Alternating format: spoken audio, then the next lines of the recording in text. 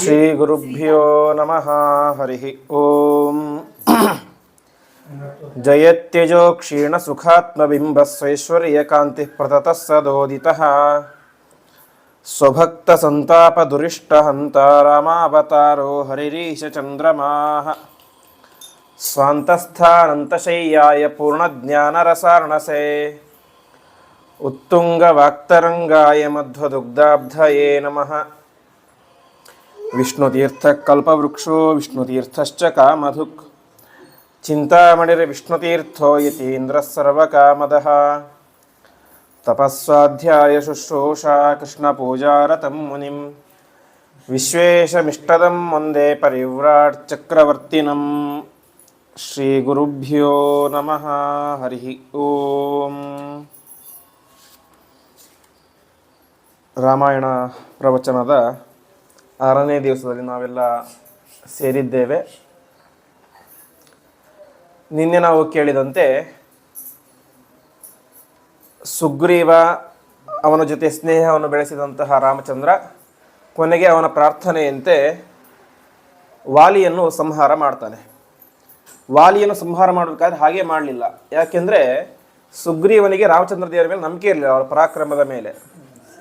ಅವರ ಪರಾಕ್ರಮದ ಮೇಲೆ ನಂಬಿಕೆ ಇರಲಿಲ್ಲ ಅನ್ನೊಂದು ಒಂದು ಅಭಿಪ್ರಾಯ. ಇನ್ನೊಂದು ಅಭಿಪ್ರಾಯ, ವಾಲಿಯ ಮೇಲೆ ಅಷ್ಟು ತೀವ್ರವಾದಂಥ ಹೆದರಿಕೆ. ಯಾಕೆಂದರೆ ಅವನ ಪರಾಕ್ರಮ ಅಷ್ಟು ಪರಾಕ್ರಮ. ಹಾಗಾಗಿ ಅವನ ಮೇಲೆ ಹೆದರಿಕೆಯಿಂದಾಗಿ ರಾಮನನ್ನು ಕೆಲವೊಂದಿಷ್ಟು ಪರೀಕ್ಷೆಗಳನ್ನು ಮಾಡ್ತಾನೆ. ಆ ಪರೀಕ್ಷೆಗಳಲ್ಲಿ ರಾಮನ ಪರಾಕ್ರಮ ಅಂತ ಗೊತ್ತಾಗುತ್ತೆ. ಕೊನೆಗೆ ವಾಲಿಯ ಸಂಹಾರ ಆಗುತ್ತೆ. ವಾಲಿಯ ಸಂಹಾರ ಆಗಿ ಅವನ ಉತ್ತರ ಕ್ರಿಯೆಗಳೆಲ್ಲ ನಡೆದ ಮೇಲೆ ಸುಗ್ರೀವನ ಪಟ್ಟಾಭಿಷೇಕ ಆಗುತ್ತೆ. ಸರಿ, ಸುಗ್ರೀವನ ಪಟ್ಟಾಭಿಷೇಕ ಆದ ನಂತರ ಸುಗ್ರೀವ ಮಾಡಬೇಕಾದಂತಹ ಮೊದಲ ಕಾರ್ಯ ಅಂತ ಹೇಳಿದ್ರೆ ಅದು ಸೀತೆಯನ್ನು ಹುಡುಕಬೇಕು.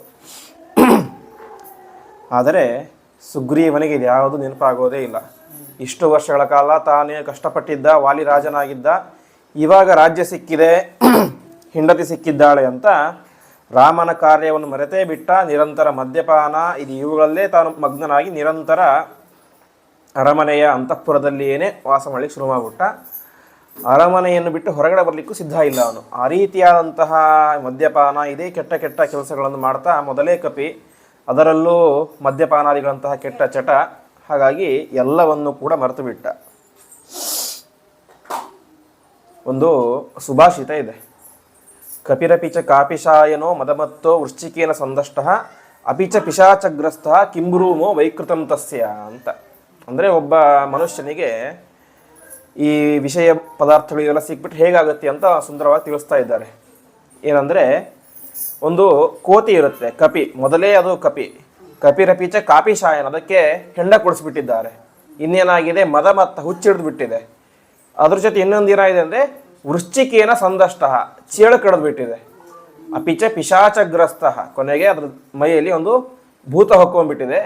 ಈಗಾಗ್ಬಿಟ್ರೆ ಕಿಂಬ್ರೂಮು ವೈಕೃತಂ ತಸ್ಯ, ಆ ಕಪಿ ಚೇಷ್ಟೆ ಏನಂತ ಹೇಳಿಕ್ಕೆ ಬರೋದಿಲ್ಲ ಅಂತ ಒಂದು ಸುಭಾಷಿತಕಾರ ಹೇಳ್ತಾನೆ.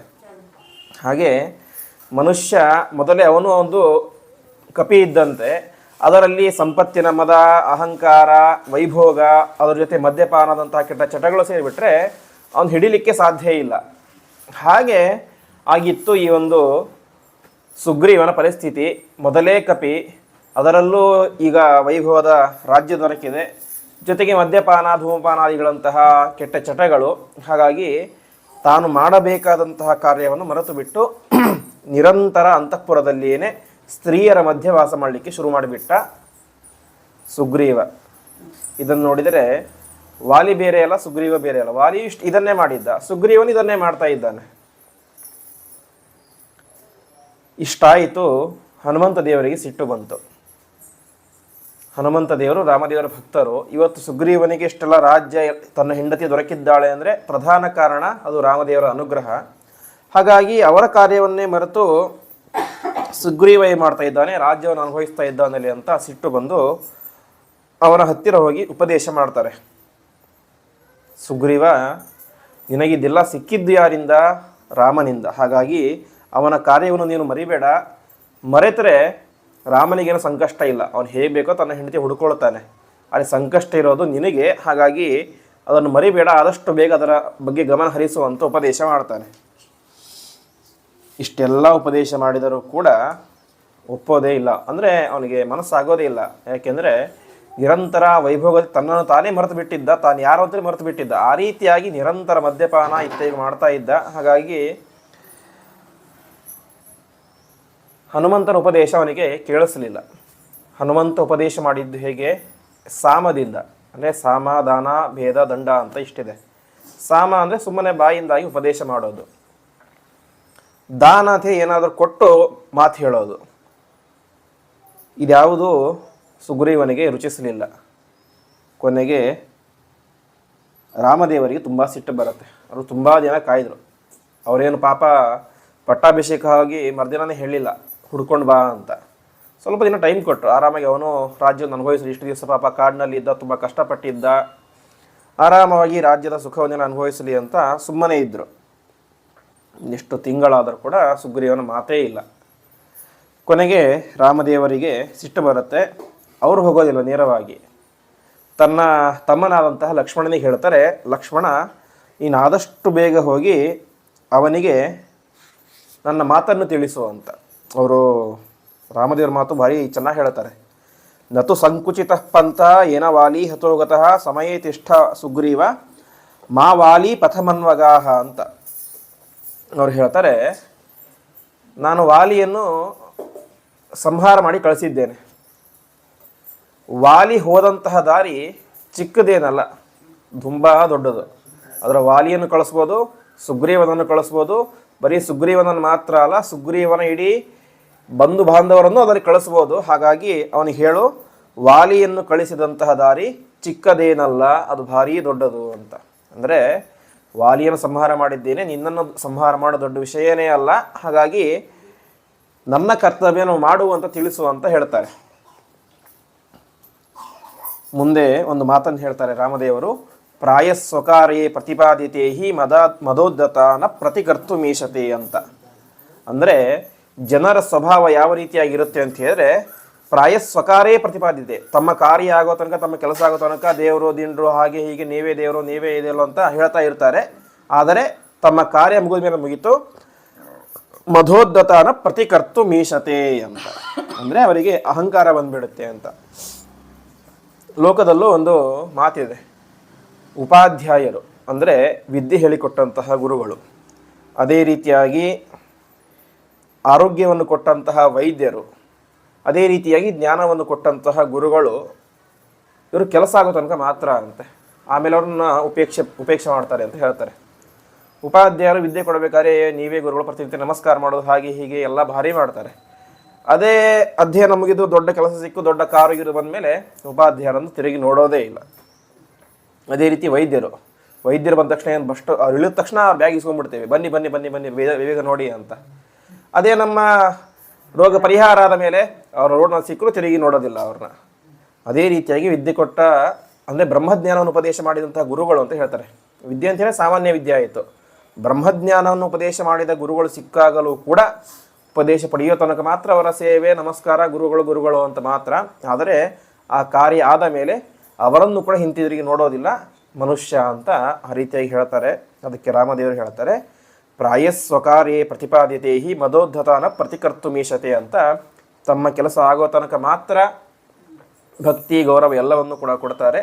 ಕಾರ್ಯ ಆದ ನಂತರ ಅಹಂಕಾರದಿಂದಾಗಿ ಯಾವುದನ್ನು ಅವರು ನೋಡೋದಿಲ್ಲ ಎಂಬುದಾಗಿ ಹೇಳ್ತಾರೆ. ರಾಮ ಹೇಳಿದ್ದು ಇಷ್ಟು ಮಾತು ಮಾತ್ರ. ಹೇಳಿದ್ಯಾರಿಗೆ? ಲಕ್ಷ್ಮಣನಿಗೆ ನಾವು ಹಿಂದೆ ನೋಡಿದಂತೆ ಕೋಪ ಜಾಸ್ತಿ. ಅವನೇನು ಮಾಡಿದ, ಸುಮ್ಮನೆ ಮಾತಾಡ್ಲಿಕ್ಕೆ ಹೋಗಲಿಲ್ಲ. ತನ್ನ ಕೈಯಲ್ಲಿ ಬಿಲ್ಲು ಬಾಣ ಹಿಡ್ಕೊಂಡೆ ಆ ಸಂಹಾರ ಮಾಡ್ತೀನಿ ಅಂತಲೇ ಹೋಗ್ಬಿಟ್ಟ. ಹೋದ, ಬರ್ತಾ ಇದ್ದ ಲಕ್ಷ್ಮಣ ತಾನು ವಾಸವಾಗಿದ್ದಂತಹ ಜಾಗದಿಂದಾಗಿ ಸುಗ್ರೀವನ ಅರಮನೆ ಕಡೆ ಬರ್ತಾ ಇದ್ದ. ಲಕ್ಷ್ಮಣ ಬರಬೇಕಾದ್ರೆ ಅವನ ದೃಷ್ಟಿ ಹೇಗಿತ್ತು ಅಂತೇಳಿ ಇಡೀ ಆ ಕಿಷ್ಕಿಂಧ ಪಟ್ಟಣವನ್ನೇ ಸುಟ್ಟು ಬಿಡ್ತಾನೇನೋ ಅನ್ನೋ ರೀತಿಯಲ್ಲಿ ಲಕ್ಷ್ಮಣ ಮುಖದಲ್ಲಿ ಭಾರೀ ಸಿಟ್ಟಿತ್ತು. ಅದನ್ನು ನೋಡಿ ಕಪಿಗಳಿಗೆ ಹೆದರಿಕೆ ಆಗುತ್ತೆ, ಇವನು ನಮ್ಮ ಸಂಹಾರ ಮಾಡ್ತಾನೆ ಅಂತ. ಅಲ್ಲಿ ಇದ್ದಂತಹ ಎಲ್ಲ ಕಪಿಗಳು ಕೂಡ ಸೇರಿಕೊಂಡು ಲಕ್ಷ್ಮಣನ ಮೇಲೆ ಯುದ್ಧ ಮಾಡಲಿಕ್ಕೆ ಅಂತ ಹೋಗ್ತಾರೆ ಅಂತೆ.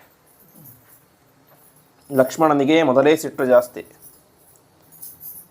ಕೊನೆಗೆ ಈ ಕಪಿಗಳನ್ನು ಸಂಹಾರ ಮಾಡಬೇಕಂತ ಹೋಗ್ಬಿಡ್ತಾನೆ. ಯುದ್ಧ ಮಾಡಲಿಕ್ಕೆ ಅವರೇ ಬಂದಿದ್ದಾರೆ ಮೈ ಮೇಲೆ.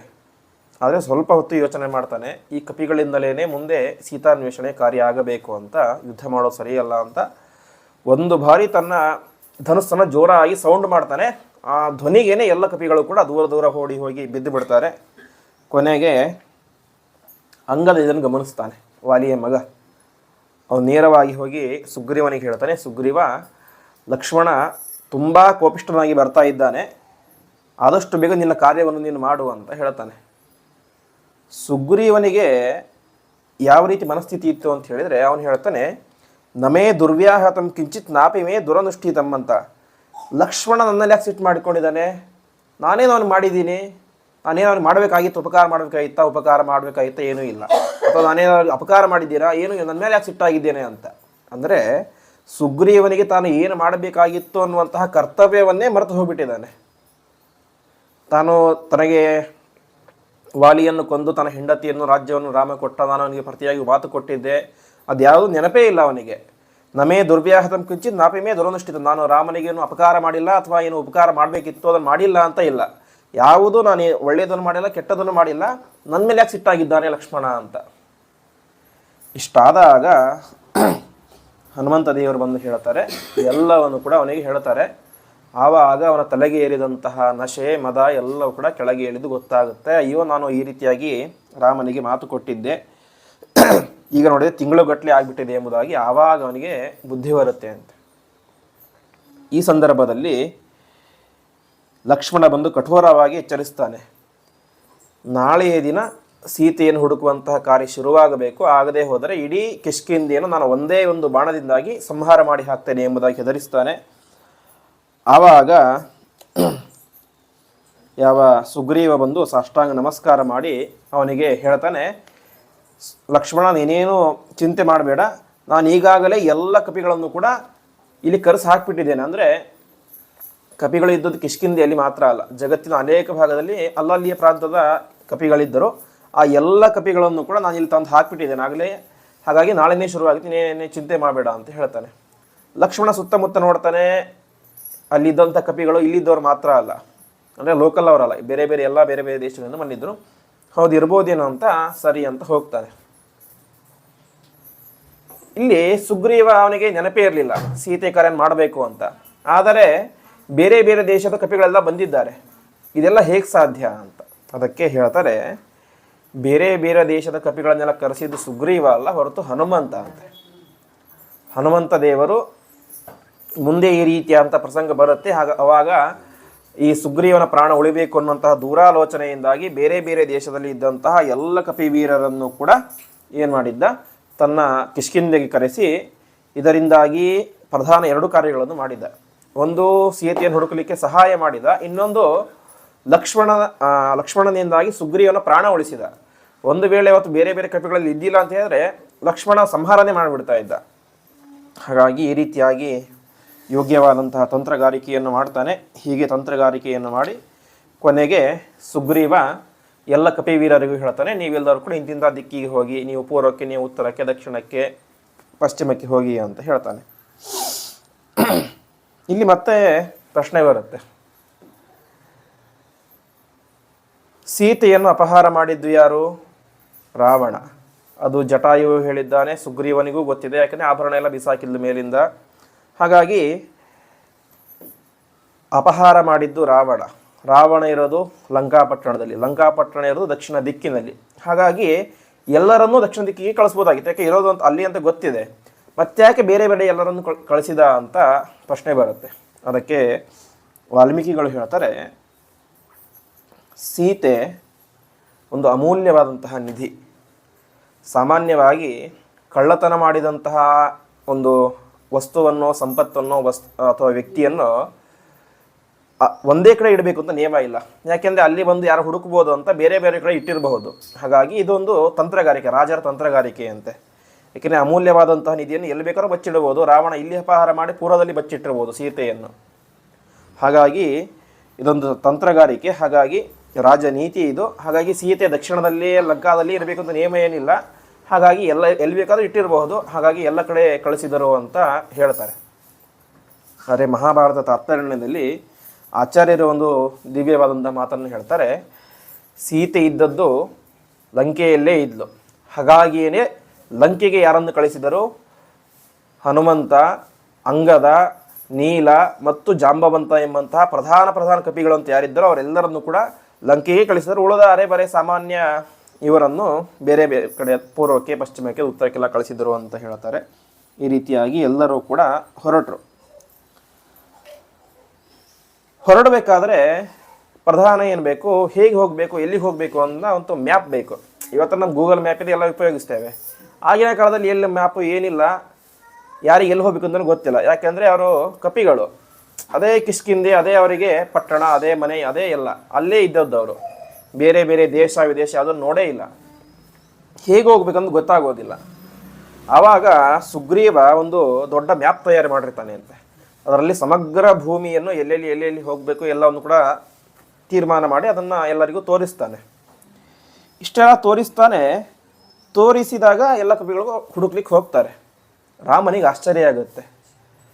ಸುಗ್ರೀವ ಒಬ್ಬ ಸಾಮಾನ್ಯ ಕಪಿ.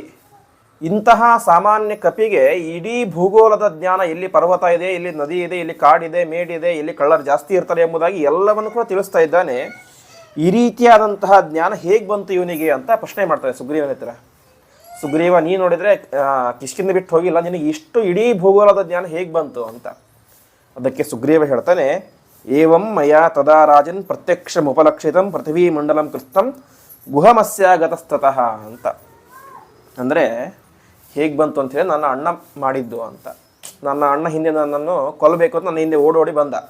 ನಾನು ಅವನಿಗೆ ತಪ್ಪಿಸ್ಕೊಳ್ಬೇಕು ಅಂತ ಇಡೀ ಭೂಮಂಡಲ ಓಡಾಡಿದೆ, ಎಲ್ಲಿ ಓಡಿದ್ರೂ ಬಿಡಲಿಲ್ಲ. ಕೊನೆಗೆ ಭೂಮಂಡಲ ಎಲ್ಲ ಕಡೆ ತಿರುಗಿ ಕೊನೆಗೆ ಈ ಕಿಷ್ಕಿಂದೆಗೆ ಬಂದೆ. ಕಿಷ್ಕಿಂದೆಗೆ ಇಲ್ಲಿ ಶಾಪ ಇತ್ತು, ಬರಬಾರ್ದು ಅಂತ. ಹಾಗಾಗಿ ಇಲ್ಲಿ ಬಂದು ಆರಾಮ ಉಳ್ಕೊಂಡೆ ಅಂತ ಹೇಳ್ತಾನೆ. ಹಾಗಾಗಿ ವಾಲಿಯ ಭಯದಿಂದಾಗಿ ನಾನು ಇಡೀ ಭೂಮಂಡಲ ಸುತ್ತಾಡಿದೆ, ಹಾಗಾಗಿ ನನಗೆ ಇಡೀ ಭೂಮಂಡಲದ ಜ್ಞಾನ ಬಂತು ಅಂತ. ಹೀಗೆ ಅಂದರೆ ಸುಗ್ರೀವ ಸಾಮಾನ್ಯವಾಗಿ ನಾವು ನೇರವಾಗಿ ನಡೆದುಕೊಂಡು ಹೋಗ್ತಾ ಇದ್ವಿ ಅಥವಾ ಆರಾಮಾಗಿ ಹೋಗ್ತಾ ಇದ್ವಿ ಅಂತ ಹೇಳಿದ್ರೆ ಹೋಗಿದಂತಹ ರೋಡು ಯಾವುದೊಂದು ಗೊತ್ತಿರುತ್ತೆ. ಆದರೆ ಸುಗ್ರೀವ ಹೋಗಿದ್ದು ಭಯದಲ್ಲಿ, ಎಲ್ಲಿ ಸಿಗುತ್ತೋ ಅಲ್ಲಿ ಹೋಗ್ತಾ ಇರ್ತಾರೆ. ಉದ್ದೇಶ ಏನು, ತಪ್ಪಿಸ್ಕೊಳ್ಬೇಕು ಅಂತ ಅಷ್ಟೇ. ಆದರೂ ಆ ರೀತಿಯಾದಂತಹ ಜ್ಞಾನ ಯಾಕೆ ಬೇಕು ಅಂತೀರ, ಅವನೊಬ್ಬ ದೇವಾಂಶ ಸಂಭೂತರೇ, ಎಲ್ಲರೂ ಕಪಿಗಳಾಗಿ ಹುಟ್ಟಿರ್ತಾರೆ. ಹಾಗಾಗಿ ಆ ರೀತಿಯಾದಂತಹ ಜ್ಞಾನ ಬಂತು ಅಂತ ತಿಳಿಸ್ತಾರೆ. ಹೀಗೆ ಸಮಗ್ರ ಭೂಮಂಡಲದ ಒಂದು ಜ್ಞಾನವನ್ನು ಕೂಡ ಅವನಿಗಿತ್ತು. ಅದನ್ನು ಅವನಿಗೆ ಎಲ್ಲರ ಕಪಿಗಳಿಗೆ ತೋರಿಸಿ ಹುಡುಕ್ಲಿಕ್ಕೆ ಅಂತ ಕಳಿಸ್ಬೇಕಾದ್ರೆ ಒಂದು ಅವರಿಗೆ ಎಚ್ಚರಿಕೆ ಕೊಟ್ಟ. ನಿಮಗೆಲ್ಲ ಟೈಮ್ ಜಾಸ್ತಿ ಇಲ್ಲ, ಇರೋದು ಕೇವಲ ಒಂದು ತಿಂಗಳ ಒಳಗಡೆ ಎಲ್ಲ ಕಡೆ ಸಂಚಾರ ಮಾಡಿ ಸೀತೆ ಹುಡ್ಕೊಂಡು ಬರಬೇಕು. ಬರದೇ ಹೋದರೆ ನಿಮಗೆಲ್ಲ ಮರಣದಂಡನೆಯ ಶಿಕ್ಷೆ, ಅಂದರೆ ನಿಮ್ಮೆಲ್ಲರನ್ನು ಕೂಡ ನಾನು ಕೊಂದು ಹಾಕಿಬಿಡ್ತೇನೆ ಅಂತ. ಹೀಗೆ ಉಗ್ರವಾದಂತಹ ಒಂದು ಆಜ್ಞೆಯನ್ನು ಮಾಡ್ತಾನೆ. ಅದಕ್ಕೋಸ್ಕರ ಇವತ್ತು ನಮಗೆಲ್ಲ ಸರ್ಕಾರದಲ್ಲಿನ ಕೇಳಿದೆ ಸುಗ್ರೀವಾಜ್ಞೆ ಅಂತ. ಯಾಕೆಂದರೆ ಇದೇ ಪ್ರಧಾನ. ಕಪಿಗಳಿಗೆಲ್ಲ ಅವನು ಆಜ್ಞೆ ಮಾಡಿದ, ಅದೇ ಇವತ್ತು ಪ್ರಧಾನವಾಗಿ ಸುಗ್ರೀವಾಜ್ಞೆ ಅಂತ ಬಂದಿದೆ. ಹೀಗೆ ಇಷ್ಟೆಲ್ಲ ಆಯಿತು.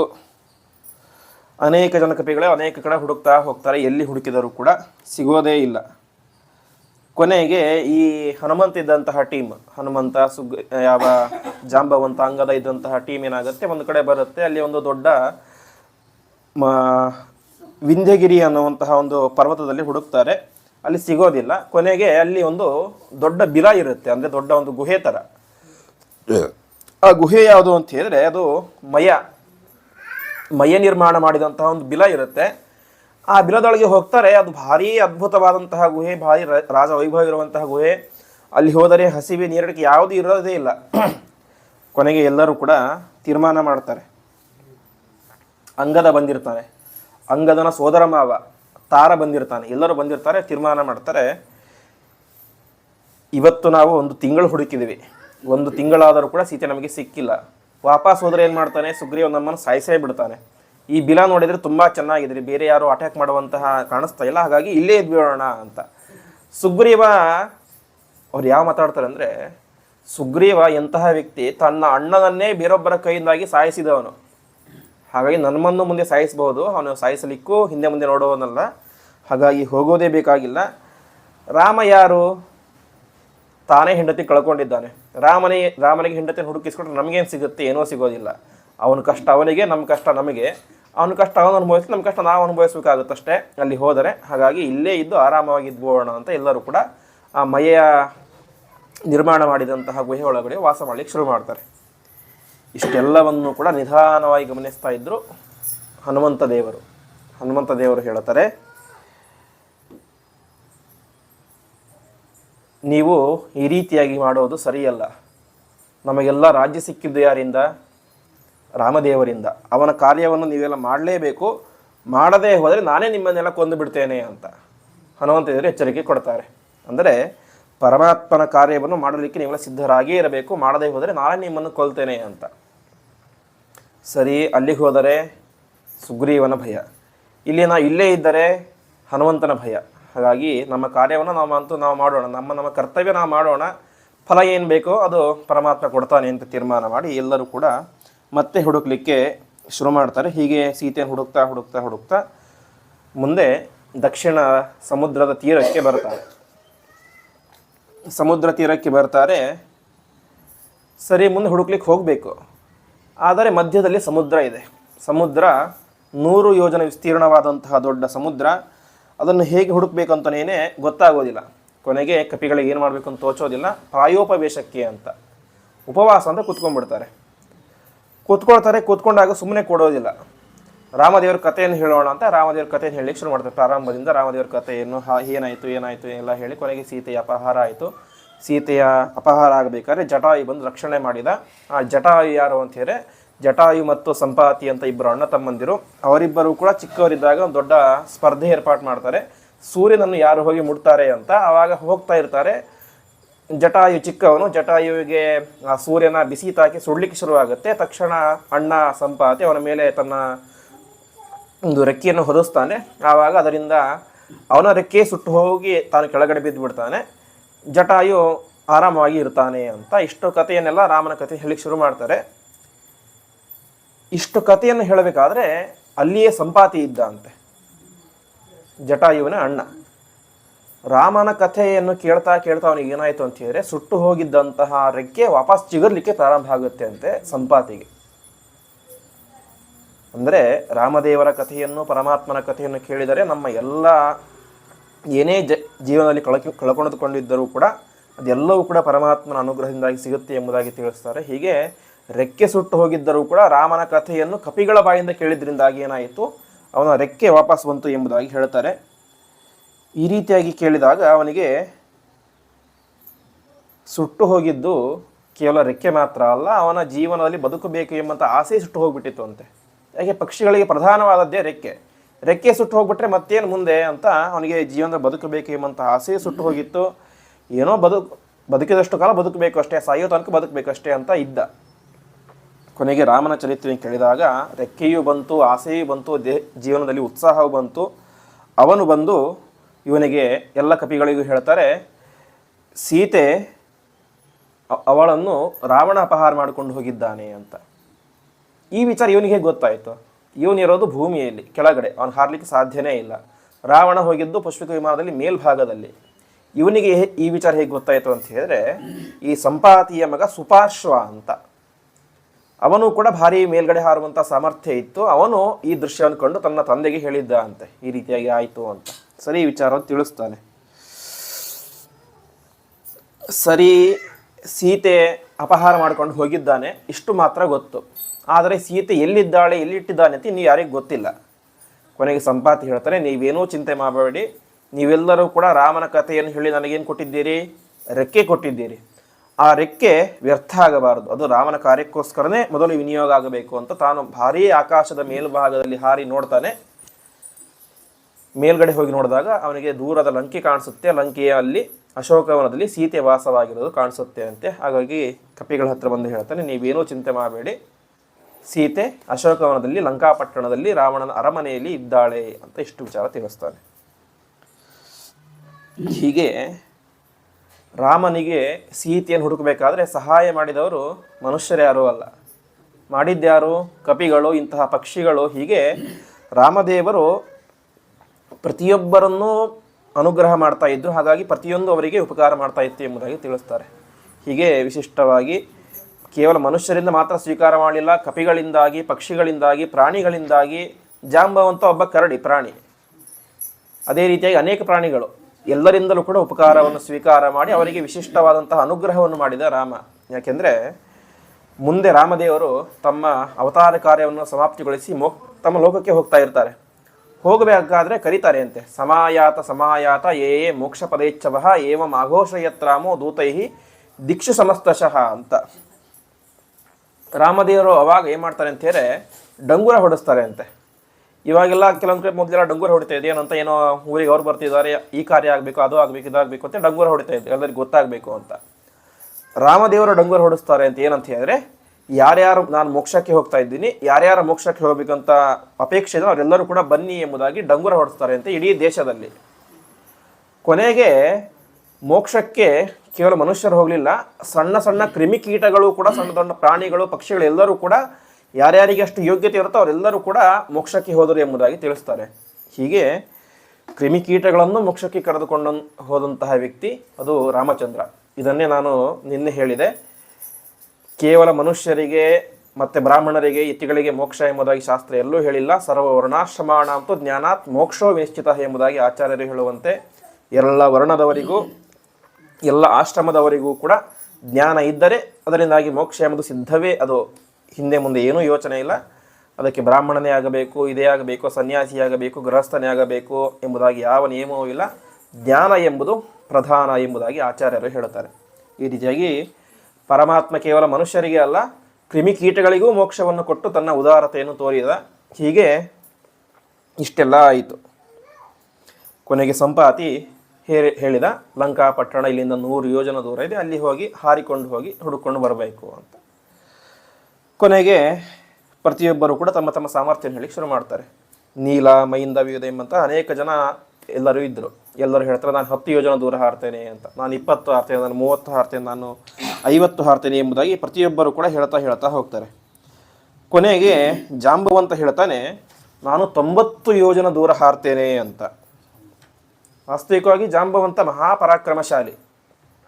ಅವನು ಹೇಳ್ತಾನೆ, ನನಗೆ ವಾಸ್ತವಿಕವಾಗಿ 100 ಯೋಜನ ಹಾರುವಂತಹ ಶಕ್ತಿ ಸಾಮರ್ಥ್ಯ ಇತ್ತು, ಆದರೆ ಇವತ್ತು ಅದು ಇಲ್ಲ ಅಂತ. ಯಾಕೆ ಅಂತ ಆಚಾರ್ಯರು ಹೇಳ್ತಾರೆ ತಾತ್ಪರ್ಯ ನಿರ್ಣಯದಲ್ಲಿ. ಬಲೇರಿಯದ ವಿಷ್ಣು ರವಾಪಲೋಕ ಸ್ತ್ರಿವಿಕ್ರಮೇ ನಂದಿ ರವಂ ಪ್ರಕುರ್ವತ ತದಾಮಯ ಭ್ರಾಂತಮೇದಂ ಜಗತ್ರಯಂ ಸವೇದನಂ ಜಾನು ಮಮಾಸ ಮೇರುತಃ ಅಂತ. ಜಾಂಬವಂತ ತುಂಬ ಹಳೆ ತಲೆ. ವಾಮನ ಅವತಾರ ಆದಾಗ ವಾಮನ ಅವನ ಹತ್ತಿರ ಹೋಗಿ ಬಲಿಚಕ್ರವರ್ತಿಯಾಗಿ 3 ಪಾದ ಭೂಮಿಯನ್ನು ಕೇಳುತ್ತಾನೆ. 3 ಪಾದ ಭೂಮಿಯನ್ನು ಕೇಳಿದ ತಕ್ಷಣ ತಾನು ತ್ರಿವಿಕ್ರಮನಾಗಿ ಬೆಳೆದು ಎಲ್ಲವನ್ನು ಕೂಡ ವಾಪಿಸಿಕೊಳ್ಳುತ್ತಾರೆ. ಈ ದೃಶ್ಯವನ್ನು ಜಾಂಬವಂತ ನೋಡ್ತಾನೆ ಅಂತೆ. ಜಾಂಬವಂತನಿಗೆ ಪರಮಾತ್ಮನ ಈ ಅದ್ಭುತ ಮಹಿಮೆಯನ್ನು ಕೊಂಡು ಖುಷಿಯಾಗಿ ಏನಾಗುತ್ತೆ ಅಂತ ಹೇಳಿದ್ರೆ, ಇಡೀ ಜಗತ್ತನ್ನು ಪ್ರದಕ್ಷಿಣೆ ಹಾಕಿ ಶುರು ಮಾಡ್ತಾನೆ, ಖುಷಿಯಿಂದ ಕುಣಿದಾಡ್ತಾ. ಈ ಸಂದರ್ಭದಲ್ಲಿ ಏನಾಗುತ್ತೆ ಅಂತ ಹೇಳಿದ್ರೆ, ಅವನ ಮೊಣಕಾಲಿಗೆ ಮೇರು ಪರ್ವತ ತಾಕುತ್ತೆ ಅಂತೆ. ಮೇರು ಪರ್ವತ ತಾಕಿ ಅವನ ಹಾರುವಂತಹ ಶಕ್ತಿ ಕಡಿಮೆ ಆಗುತ್ತೆ ಎಂಬುದಾಗಿ ಜಾಂಬವಂತ ಹೇಳ್ಕೊಳ್ತಾನೆ. ನನಗೆ ವಾಸ್ತವಿಕವಾಗಿ 100 ಯೋಜನೆ ಹಾರುವಂಥ ಸಾಮರ್ಥ್ಯ ಇತ್ತು, ಆದರೆ ಮೇರು ಪರ್ವತ ನನ್ನ ಮೊಣಕಾಲಿಗೆ ತಾಕಿತ್ತು, ಹಾಗಾಗಿ ಏನಾಯಿತು, ನನಗೆ ಹಾರುವಂತಹ ಸಾಮರ್ಥ್ಯ ಕಡಿಮೆ ಆಗಿತ್ತು, ಹಾಗಾಗಿ ನನಗೆ ಹಾರಲಿಕ್ಕೆ ಸಾಧ್ಯ ಆಗೋದಿಲ್ಲ ಅಂತ ಹೇಳ್ತಾನೆ. ಕೊನೆಗೆ ಅಂಗದ ಬರ್ತಾನೆ. ಅಂಗದನು ಸಾಮಾನ್ಯ ವ್ಯಕ್ತಿ ಏನಲ್ಲ, ಮಹಾಪರಾಕ್ರಮಶಾಲಿ, ವಾಲಿಯ ಮಗ. ಅವನು ಹೇಳ್ತಾನೆ, ನಾನು 100 ಯೋಜನ ದೂರ ಹಾರ್ತೇನೆ, ಆ ಸಾಮರ್ಥ್ಯ ನನಗಿದೆ, ಆದರೆ ಅಲ್ಲಿ ಹೋಗಿ ಏನು ಮಾಡಬೇಕಂತ ಗೊತ್ತಿಲ್ಲ ನನಗೆ. ಈಗ 100 ಯೋಜನ ದೂರ ಹಾರೋದು ಮಾತ್ರ ವಿಷಯ ಅಲ್ಲ, ಅಲ್ಲಿ ಹೋಗಿ ರಾವಣನಂತಹ ಮಹಾಪರಾಕ್ರಮಶಾಲಿ, ಇಂದ್ರಜಿತ್, ಅಕ್ಷಯಕುಮಾರಂತಹ ಮಹಾಪರಾಕ್ರಮಶಾಲಿಗಳು, ಅದರಲ್ಲೂ ರಾಕ್ಷಸರು. ಹಾಗಾಗಿ ಅಲ್ಲಿ ಮಾಡಬೇಕಾದಂತಹ ಕಾರ್ಯ ಬೇಕು, ಅದರಲ್ಲಿ ಮತ್ತೆ ವಾಪಸ್ ಬರಬೇಕು. ಅಲ್ಲಿ ಹೋಗಿ ಅಲ್ಲಿ ಇದ್ಬಿಟ್ರೆ ಕೊನೆಗೆ ಅವ್ರು ಬಂಧಿಸಿ ಇಟ್ಬಿಡ್ತಾರೆ ಅಷ್ಟೇ. ಹಾಗಾಗಿ ಹಾರಬೇಕು, ಹಾರಿದ ಮೇಲೆ ಅಲ್ಲಿ ಏನು ಮಾಡಬೇಕು ಅಂತ ಗೊತ್ತಿರಬೇಕು, ಮತ್ತೆ ವಾಪಸ್ ಹಾರಿ ಬರಬೇಕು. ಹಾಗಾಗಿ ಇಷ್ಟು ಕಾರ್ಯ ನನ್ನಿಂದ ಮಾಡಲಿಕ್ಕೆ ಆಗೋದಿಲ್ಲ, ಹಾರ್ತೇನೆ ಮಾತ್ರ ಅಂತ. ಹೀಗೆ ಪ್ರತಿಯೊಬ್ಬರೂ ಒಂದೊಂದು ಮಾತನ್ನು ಹೇಳ್ತಾ ಇರ್ತಾರೆ, ಅಷ್ಟು ಹಾರ್ತೇನೆ, ಇಷ್ಟು ಹಾರ್ತೇನೆ ಎಂಬುದಾಗಿ. ಆದರೆ ಹನುಮಂತ ಮಾತ್ರ ಏನೂ ಹೇಳ್ತಾ ಇರೋದಿಲ್ಲ. ವಾಲ್ಮೀಕಿ ರಾಮಾಯಣದಲ್ಲಿ ಈ ಒಂದು ವಿಚಾರ ಬರುತ್ತೆ. ಹನುಮಂತ ಸುಮ್ಮನೆ ಒಬ್ಬನೇ ಕುಳಿತಿರ್ತಾನೆ ಅಂತೆ.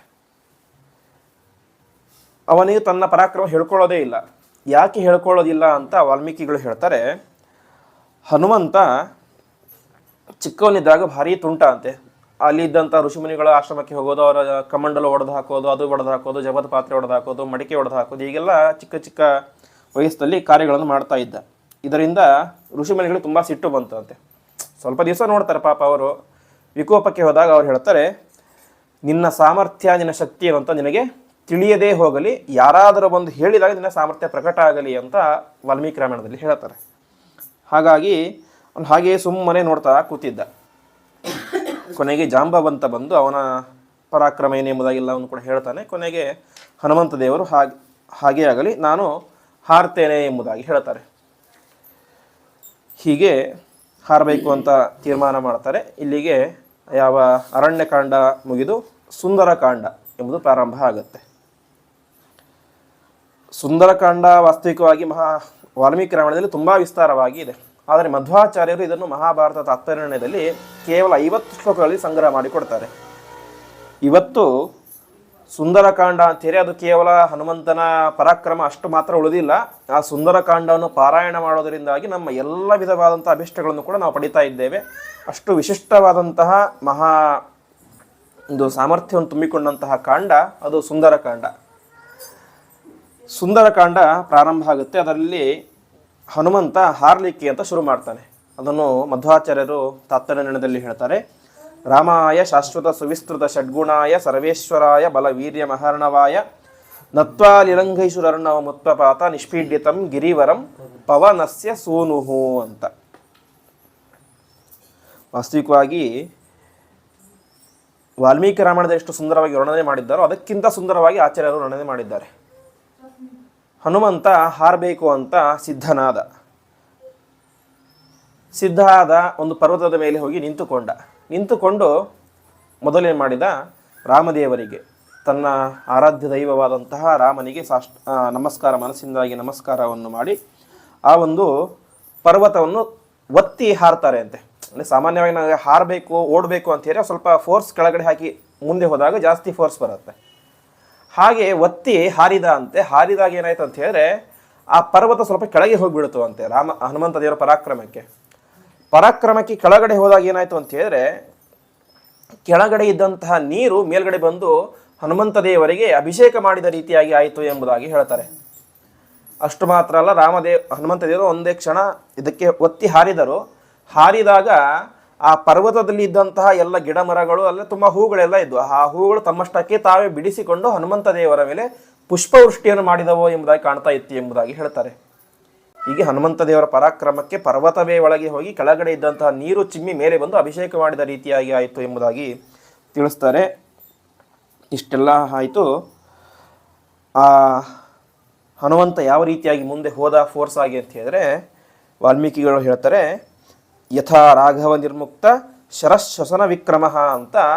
ರಾಮದೇವರು ಒಂದು ಬಾಣ ಪ್ರಯೋಗವನ್ನು ಮಾಡಿದರೆ ಆ ಬಾಣ ಎಂಬುದು ಹೇಗೆ ವೇಗವಾಗಿ ಹೋಗುತ್ತೋ ಆ ರೀತಿಯಾಗಿ ರಾಮದೇವರು ಬಿಟ್ಟಂತಹ ಬಾಣದಂತೆ ಹನುಮಂತ ದೇವರು ಮುಂದೆ ಹೋದರು ಎಂಬುದಾಗಿ ತಿಳಿಸ್ತಾರೆ. ಹನುಮಂತ ದೇವರು ಹೋಗಬೇಕಾದ್ರೆ ಕಪಿಗಳಿಗೊಂದು ಮಾತು ಹೇಳ್ತಾರೆ.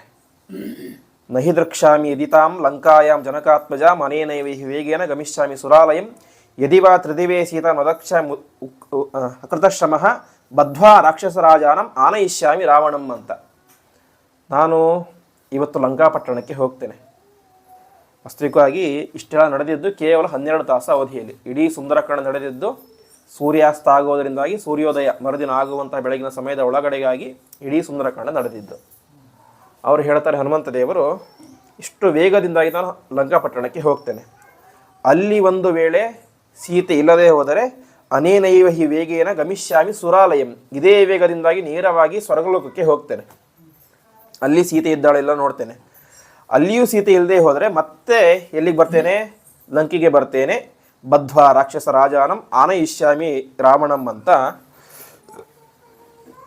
ಇಡೀ ರಾವಣನನ್ನೇ ನಾನೇನು ಮಾಡ್ತೇನೆ, ಗಂಟು ಕಟ್ಟಿಕೊಂಡು ಬಂಧನ ಮಾಡಿಕೊಂಡು ಕರೆದುಕೊಂಡು ಬರ್ತೇನೆ. ಒಂದು ವೇಳೆ ರಾವಣ ಬರಲಿಕ್ಕೆ ಒಪ್ಪದೇ ಹೋದರೆ ಆನಯಿಷ್ಯಾಮಿ ವಾ ಲಂಕಾಂ ಸಮುತ್ಪಾಟ್ಯ ಸರಾವಣಂ ಅಂತ ಹೇಳ್ತಾನೆ. ಇಡೀ ಲಂಕೆಯನ್ನೇ ಕಿತ್ತಿಕೊಂಡು ಎತ್ತಿ ಇಲ್ಲಿಗೆ ಬರ್ತೇನೆ ಎಂಬುದಾಗಿ ಹನುಮಂತ ದೇವರು ಹೇಳ್ತಾರೆ. ಅಂದರೆ ಹನುಮಂತ ದೇವರ ಪರಾಕ್ರಮ ಹೇಗಿತ್ತು, ಆ ಪರಾಕ್ರಮ ಹೊರಗಡೆ ಬರಬೇಕು ಅಂತೇಳಿ ಪ್ರಧಾನ ಕಾರಣ ರಾಮದೇವರಲ್ಲಿ ಇದ್ದಂತಹ ಭಕ್ತಿ, ಸೀತೆಯನ್ನು ಹುಡುಕಿಕೊಂಡು ಬರಬೇಕು ಅನ್ನುವಂತಹ ಕಾಳಜಿ. ಅದಕ್ಕೆ ಹೇಳ್ತಾರೆ, ಆನಯಿಷ್ಯಾಮಿ ವಾಲಂಕಾಂ ಸಮುತ್ಪಾಟ್ಯ ಸರಾವಣಂ, ರಾವಣನಿಂದ ಕೂಡಿದಂತಹ ಇಡೀ ಲಂಕೆಯನ್ನೇ ಕಿತ್ತಿಕೊಂಡು ಬರ್ತೇನೆ ಎಂಬುದಾಗಿ ಹೇಳ್ತಾರೆ. ಆ ಸಾಮರ್ಥ್ಯ ಖಂಡಿತ ಅವರಿಗೆ ಇತ್ತು. ಅದಕ್ಕೆ ಯಾವುದೂ ಹಿಂದೂ ವಿಚಾರ ಇಲ್ಲ. ಸಾಕ್ಷಾತ್ ವಾಯುದೇವರು ಆ ರೀತಿಯಾದಂಥ ದಿವ್ಯ ಸಾಮರ್ಥ್ಯ ಇತ್ತು. ಅದಕ್ಕೆ ಈ ರೀತಿಯಾದಂಥ ಸಂಕಲ್ಪವನ್ನು ಮಾಡಿ ಹನುಮಂತದೇವರು ಹಾರಲಿಕ್ಕೆ ಶುರು ಮಾಡ್ತಾರೆ. ಹಾರಲಿಕ್ಕೆ ಶುರು ಮಾಡಿದರೂ ಆಕಾಶ ಮಂಡಲದಲ್ಲಿ ಸಂಪೂರ್ಣವಾಗಿ ದೇವಾನುದೇವತೆಗಳೆಲ್ಲರೂ ಕೂಡ ಸೇರಿಕೊಂಡು ನೋಡ್ತಾ ಇದ್ದಾರೆ. ಈ ಹನುಮಂತ ದೇವರ ವಿಶಿಷ್ಟವಾದಂಥ ವೈಭವದ ಕಾರ್ಯವನ್ನು ಪರಾಕ್ರಮವನ್ನು ನೋಡ್ತಾ ಇದ್ದಾರೆ. ಹೀಗೆ ಹನುಮಂತ ದೇವರು ಮುಂದೆ ಹಾರಲಿಕ್ಕೆ ಶುರು ಮಾಡಿದರು. ಹಾರ್ತಾ ಇರ್ತಾರೆ. ಹಾರಬೇಕಾದ್ರೆ ಮಧ್ಯದಲ್ಲಿ ಮೈನಾಕ ಪರ್ವತ ಇರ್ತಾರೆ. ಆ ಮೈನಾಕ ಪರ್ವತ ಒಳಗಡೆ ಮುಳುಗಿ ಹೋಗಿರ್ತಾನೆ.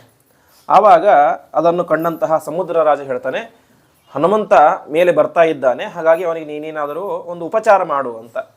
ಆವಾಗ ಸರಿ ಅಂತ ಮೈನಾಕ ಮೇಲೆ ಎದ್ದು ಬರ್ತಾನೆ. ಮೇಲೆ ಎದ್ದು ಬಂದಾಗ ಹನುಮಂತ ದೇವರು ಹೇಳ್ತಾರೆ, ನನಗೆ ಯಾವುದೇ ರೀತಿಯಾದಂತಹ ವಿಶ್ರಾಂತಿ ಯಾವುದೂ ಬೇಡ, ನಾನು ಮಾಡ್ತಾ ಇರೋದು ಪರಮಾತ್ಮನ ಕಾರ್ಯ. ಪರಮಾತ್ಮನ ಕಾರ್ಯದಲ್ಲಿ ಯಾವುದೇ ರೀತಿಯಾದಂಥ ವಿಶ್ರಾಂತಿ ಪಡೆಯೋದು ಯಾವುದೂ ಅದು ಸರಿಯಲ್ಲ, ಹಾಗಾಗಿ ನನಗೆ ಯಾವುದೇ ರೀತಿಯಾದಂತಹ ವಿಶ್ರಾಂತಿ ಬೇಡ, ನಾನು ಹಾಗೇ ಹೋಗ್ತೇನೆ ಅಂತ ಹೇಳ್ತಾರೆ. ಆದರೆ ಮೈನಾಕ ತುಂಬ ಒತ್ತಾಯ ಮಾಡ್ತಾನೆ. ಒತ್ತಾಯ ಮಾಡಿದಾಗ ಸರಿ ಅಂತ ಹನುಮಂತ ದೇವರು ಕೇವಲ ಅವನನ್ನು ಆಲಿಂಗಿಸಿ ಅಪ್ಪಿಕೊಂಡು ಮುಂದೆ ಹೋಗ್ತಾರೆ ಎಂಬುದಾಗಿ ತಿಳಿಸ್ತಾರೆ. ಈ ಮೈನಾಕ ಯಾರು ಅಂತ ಹೇಳಿದ್ರೆ ಶಾಲೋ ಹರಸ್ಯ ಗಿರಿಪಕ್ಷ ವಿನಾಶ ಕಾಲೆ ಅಂತ. ಇವನು ರುದ್ರದೇವರ ಒಂದು ಭಾಮೈದುನ ಅಂದರೆ ಪಾರ್ವತೀ ದೇವಿಯ ಸಹೋದರ, ಹಿಮಾಲಯನ ಮಗ. ಸರಿ ಅಂತ ಅಪ್ಪಿಕೊಂಡು ಮುಂದೆ ಹೋಗ್ತಾನೆ. ಇಷ್ಟೆಲ್ಲ ಆಯಿತು. ಮುಂದೆ ಒಬ್ಬ ರಾಕ್ಷಸಿ ಬರ್ತಾಳೆ, ಸುರಸ ಅಂತ. ಈ ಸುರಸೆ ಇವಳು ರಾಕ್ಷಸಿ ಅಲ್ಲ, ಸರ್ಪಕುಲದ ಮಾತೆ, ಅಂದರೆ ಸರ್ಪಗಳ ತಾಯಿ. ಇವಳು ಹನುಮಂತರನ್ನು ನುಂಗಬೇಕು ಅಂತ ಬರ್ತಾಳೆ ಅಂತೆ. ಆದರೆ ಬಂದಿದ್ದು ತಪ್ಪಲ್ಲ ಇದು, ಯಾಕೆಂದರೆ ದೇವತೆಗಳೇ ಇವಳನ್ನು ಕಳಿಸಿರ್ತಾರೆ ಅಂತೆ. ಯಾಕೆಂದರೆ ಹನುಮಂತ ದೇವರ ಪರಾಕ್ರಮವನ್ನು ನಾವು ನೋಡಬೇಕು, ನೋಡಿ ಆನಂದಿಸಬೇಕು, ಅದು ಲೋಕಕ್ಕೆ ಗೊತ್ತಾಗಬೇಕು ಅಂತ ಕಳಿಸಿರ್ತಾರೆ. ಅವಳಿಗೆ ವರ ಕೊಟ್ಟಿರ್ತಾರೆ, ನೀನು ಯಾವುದನ್ನು ಬಾಯಬೇಕು ಅಂತ ಬಾಯಲ್ಲಿ ಹಾಕೋಬೇಕಂತ ಬಯಸ್ತೀಯೋ ಅದೆಲ್ಲವೂ ಕೂಡ ಬಂದು ನಿನ್ನ ಬಾಯಲ್ಲಿ ಬೀಳಲಿ ಅಂತ. ಹನುಮಂತನ ಎದುರುಗಡೆ ಸುರಸೆ ಬರ್ತಾಳೆ. ಯಾರು ನೀನು ಅಂತ ಕೇಳ್ತಾಳೆ. ಹನುಮಂತ ಹೀಗೆ ಅಂತ, ನನಗೆ ದೇವತೆಗಳ ವರ ಇದೆ, ಹಾಗಾಗಿ ನನ್ನ ಬಾಯಿಯಲ್ಲೇ ಬಿದ್ದು ನೀನು ಮುಂದೆ ಹೋಗಬೇಕು ಅಂತ. ಹನುಮಂತ ಹೇಳ್ತಾನೆ, ಸರಿ, ನಾನು ಯಾವುದೋ ಬೇರೆ ಕಾರ್ಯಕ್ಕೆ ಹೋಗ್ತಾ ಇದ್ದರೆ ನಿನ್ನ ಬಾಯಲ್ಲಿ ಬಿದ್ದು ಹೋಗ್ತಾ ಇದ್ದೆ. ನಾನು ಹೋಗ್ತಾ ಇರೋದು ಪರಮಾತ್ಮನ ಕಾರ್ಯಕ್ಕೆ, ದೇವರ ಕಾರ್ಯಕ್ಕೆ ವಿಳಂಬ ಮಾಡೋದು ಸರಿಯಲ್ಲ, ಹಾಗಾಗಿ ನಾನು ಬಿಟ್ಬಿಡು ಅಂತ. ಇಲ್ಲ, ನನಗೆ ವರ ಇದೆ, ನೀನು ಬೀಳಲೇಬೇಕು ಅಂತ ಒತ್ತಾಯ ಮಾಡ್ತಾಳೆ. ಸರಿ, ನಾನು ಬೀಳ್ತೇನೆ, ಅದು ಈಗ ಬೀಳಲ್ಲ, ಈಗ ಹೋಗ್ತೇನೆ ಲಂಕೆಗೆ, ಸೀತೆ ಹುಡ್ಕೊಂಡು ಬರ್ತೇನೆ, ವಾಪಸ್ ಬರ್ಬೇಕಂದ್ರೆ ನಿನ್ನ ಬಾಯಲ್ಲಿ ಬೀಳ್ತೇನೆ ಅಂತ. ಇಲ್ಲೆಲ್ಲ ಅದು ಸಾಧ್ಯ ಇಲ್ಲ, ಬೀಳಲೇಬೇಕು ಅಂತ. ಕೊನೆಗೆ ಹನುಮಂತ ದೇವರು ಸರಿ ಆಗಿದ್ದಾಗಲಿ ಬೀಳ್ತೇನೆ ಅಂತ ತೀರ್ಮಾನ ಮಾಡ್ತಾರೆ. ಸಾಮಾನ್ಯ ವೇಷದಲ್ಲಿ, ಸಾಮಾನ್ಯ ಹೈಟ್ನಲ್ಲಿ ಇದ್ದರು. ಕೊನೆಗೆ 10 ಯೋಜನ ತಮ್ಮ ದೇಹವನ್ನು ಬೆಳೆಸ್ತಾರೆ. ಸುರಸೆ 20 ಯೋಜನ ಆಗ್ತಾಳೆ. ಇವರು ಇನ್ನೂ ಜಾಸ್ತಿ ಬೆಳೆಸ್ತಾರೆ. ಹೀಗೆ ಬೆಳೆಸ್ತಾ ಬೆಳೆಸ್ತಾ ಬೆಳೆಸ್ತಾ ಕೊನೆಗೆ ಸುರಸೆ 100 ಯೋಜನ ವಿಸ್ತೀರ್ಣವಾದಂತಹ ತನ್ನ ದೇಹವನ್ನು ಬೆಳೆಸ್ತಾಳೆ ಇದ್ದಾರ, ಆ ಒಂದು ತನ್ನ ವಿಶಿಷ್ಟವಾದಂಥ ದೇಹವನ್ನು. ಇಷ್ಟಾಯಿತು. ಹನುಮಂತ ದೇವರು ಈಗ 90 ಯೋಜನ ಬೆಳೆದಿದ್ದಾರೆ. ಸುರಸೆ 100 ಯೋಜನ ಬೆಳೆದಿದ್ದಾಳೆ. 100 ಯೋಜನ ಅಂತ ಹೇಳಿದ್ರೆ 10 2000 ಕಿಲೋಮೀಟರ್, ಅಷ್ಟು ದೊಡ್ಡ ದೇಹ. ತಕ್ಷಣದಲ್ಲಿಯೇ ಹನುಮಂತ ದೇವರು ಏನು ಮಾಡ್ತಾರೆ, ತಮ್ಮ ದೇಹವನ್ನು ಅಣುರೂಪದಲ್ಲಿ ಒಂದು ಹೆಬ್ಬೆಟ್ಟಿನ ಗಾತ್ರದಲ್ಲಿ ಮಾಡ್ತಾರೆ ಅಂತೆ. ಒಂದು ಅಷ್ಟಸಿದ್ಧಿಗಳು ಅಂತ ಇವೆ. ಅಣಿಮಾ ಮಹಿಮಾ ಚೈವ ಗರಿಮಾ ಲಘಿಮಾ ತಥಾ ಪ್ರಾಪ್ತಿ ಪ್ರಾಕಾಮ್ಯ ಮೀಶಿತ್ತಂ ವಶಿತ್ತಂ ಚಾಷ್ಟಭೂತಯ ಅಂತ. ಅಲ್ಲಿ ಮೊದಲನೇದೇ ಅಣಿಮಾ ಅಂತ, ಅಂದರೆ ತಮ್ಮ ದೇಹವನ್ನು ಎಷ್ಟು ಬೇಕಾದರೂ ಚಿಕ್ಕ ಮಾಡಿಕೊಳ್ಳುವಂಥದ್ದು, ಅದೇ ಮಹಿಮಾ, ಎಷ್ಟು ಬೇಕಾದ್ರೂ ದೊಡ್ಡದು ಮಾಡ್ಕೊಳ್ಳೋದು. ಇನ್ನು ಗರಿಮಾ ಅಂತ ಎಷ್ಟು ಬೇಕಾದ್ರೂ ವೇಟ್ ಮಾಡ್ಕೊಳ್ಳುವಂಥದ್ದು, ತೂಕ. ಅದೇ ಲಘಿಮಾ, ಕಡಿಮೆ ಮಾಡಿಕೊಳ್ಳುವಂಥದ್ದು. ಈ ರೀತಿಯಾಗಿ 8 ಇದಿವೆ. ಅದರಲ್ಲಿ ಹನುಮಂತ ದೇವರು ಅಣಿಮಾಶಕ್ತಿಯಿಂದಾಗಿ ತಮ್ಮ 90 ಯೋಜನ ವಿಸ್ತೀರ್ಣವಾದಂತಹ ತಮ್ಮ ರೂಪವನ್ನು ತಕ್ಷಣದಲ್ಲಿ ಏನೇ ಹೆಬ್ಬೆಟ್ಟಿನ ಗಾತ್ರದಲ್ಲಿ ಮಾಡ್ತಾರೆ. ಗಾತ್ರವನ್ನು ಮಾಡಿಕೊಂಡು ಸುರಸೆಯ ಆ ದೊಡ್ಡ ಬಾಯಲ್ಲಿ ಪ್ರವೇಶ ಮಾಡ್ತಾರೆ. ಮುಚ್ಚಬೇಕು ಅಂತ ಪ್ರಯತ್ನ ಮಾಡ್ತಾಳೆ. ಸಣ್ಣ ಬಾಯಿದ್ರೆ 1 ಸೆಕೆಂಡಲ್ಲಿ ಮುಚ್ಚಬಹುದು. 100 ಯೋಜನ ದೊಡ್ಡ ಗಾತ್ರದಲ್ಲಿ ಮಿನಿಮಮ್ ಒಂದು 10 ಯೋಜನ ದೊಡ್ಡ ಬಾಯಿ ಇರುತ್ತೆ. ಅದು ಮುಚ್ಚಬೇಕಾದ್ರೆ ತುಂಬ ಟೈಮ್ ಬೇಕು. ತಕ್ಷಣದಲ್ಲಿ ಏನೇ ಹನುಮಂತ ದೇವರು ಬಾಯಿಯಲ್ಲಿ ಪ್ರವೇಶ ಮಾಡಿ ಹೊರಗಡೆ ಬಂದು ಬಿಡ್ತಾರೆ. ಸುರಸೆಗೆ ಹೇಳ್ತಾರೆ, ನಾನು ನಿನ್ನ ಬಾಯಿಯಲ್ಲಿ ಪ್ರವೇಶನೂ ಮಾಡಿದೆ, ಹೊರಗಡೆನೂ ಕೂಡ ಬಂದೆ ಅಂತ. ಆವಾಗ ಅವಳು ಕೂಡ ಸಾಷ್ಟಾಂಗ ನಮಸ್ಕಾರ ಮಾಡ್ತಾಳೆ. ದೇವತೆಗಳಲ್ಲಿಂದಾಗಿ ವಿಶಿಷ್ಟವಾದಂತಹ ಪುಷ್ಪವೃಷ್ಟಿ ಸುರಿಸ್ತಾರೆ ಹನುಮಂತ ದೇವರ. ಇದು ಪರಾಕ್ರಮ ಮಾತ್ರ ಅಲ್ಲ, ಬುದ್ಧಿಶಾಲಿ ಯಾವ ರೀತಿ ಆಗಿದ್ದ ಅಂತ. ಈ ಬೇರೆ ಯಾರಾಗಿ ಹೆದರಿ ಬಿಡ್ತಾ ಇದ್ರು. ಪರಾಕ್ರಮ ಎಷ್ಟಿದ್ದರೂ ಕೂಡ ಬುದ್ಧಿ ಇಲ್ಲದೆ ಹೋದರೆ ಅದು ವ್ಯರ್ಥ ಆಗಿಬಿಡುತ್ತೆ. ಯಾವಾಗ ಯಾವ ರೀತಿಯಾಗಿ ನಮ್ಮ ಪರಾಕ್ರಮವನ್ನು ವಿನಿಯೋಗಿಸಬೇಕು ಅಂತ ಗೊತ್ತಿರಬೇಕು. ಆ ರೀತಿಯಾಗಿ ಗೊತ್ತಿದ್ದಂಥವರು ಹನುಮಂತ ದೇವರು. ಹಾಗಾಗಿ ತಮ್ಮ ವಿಶಿಷ್ಟವಾದಂತಹ ಯೋಗ ಶಕ್ತಿಯನ್ನು, ಅಣಿಮಾ ಶಕ್ತಿಯನ್ನು ಉಪಯೋಗಿಸಿಕೊಂಡು ತಾವು ಅಲ್ಲಿ ಪ್ರವೇಶವನ್ನು ಮಾಡಿ ಮತ್ತೆ ವಾಪಸ್ ಬರ್ತಾರೆ. ಹೀಗೆ ಮೊದಲು ಬಂದಂತಹ ವಿಘ್ನ ಈ ಸುರಸೆ. ಸ್ವಲ್ಪ ಮುಂದೆ ಪ್ರಯಾಣ ಮಾಡ್ತಾರೆ, ಇನ್ನೊಂದು ವಿಘ್ನ ಬರುತ್ತೆ, ಅದು ಸಿಂಹಿಕಾ ಅಂತ. ಸಿಂಹಿಕೆ ರಾವಣ ಒಂದು ಉಪಾಯ ಮಾಡಿರ್ತಾನೆ, ತನ್ನ ಪಟ್ಟಣಕ್ಕೆ ಯಾವ ಶತ್ರುಗಳು ಕೂಡ ಬರಬಾರದು ಅಂತ.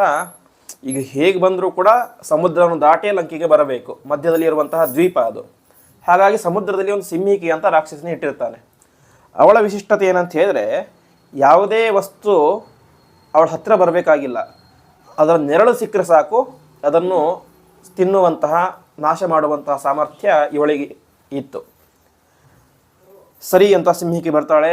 ಮೇಲ್ಗಡೆ ಹನುಮಂತ ದೇವರು ಹಾರ್ಕೊಂಡು ಹೋಗ್ತಾ ಇದ್ದಾರೆ. ಹನುಮಂತ ದೇವರ ನೆರಳು ಇವಳಿಗೆ ಸಿಗುತ್ತೆ.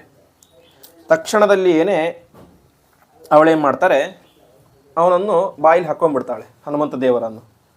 ಹನುಮಂತ ದೇವರಿಗೆ ವಾಸ್ತವಿಕವಾಗಿ ಹೋಗದೇ ಇದ್ದಂತಹ ಸಾಮರ್ಥ್ಯನೂ ಇತ್ತು, ಬೇಕಾದಂಗೆ ಅವಳು ಸಂಹಾರ ಮಾಡ್ಬೋದಾಗಿತ್ತು. ಆದರೆ ಬ್ರಹ್ಮದೇವರ ವರ ಇತ್ತು ಅಂತೆ ಅವಳಿಗೆ. ಹಾಗಾಗಿ ಒಳಗಡೆ ಪ್ರವೇಶ ಮಾಡ್ತಾನೆ.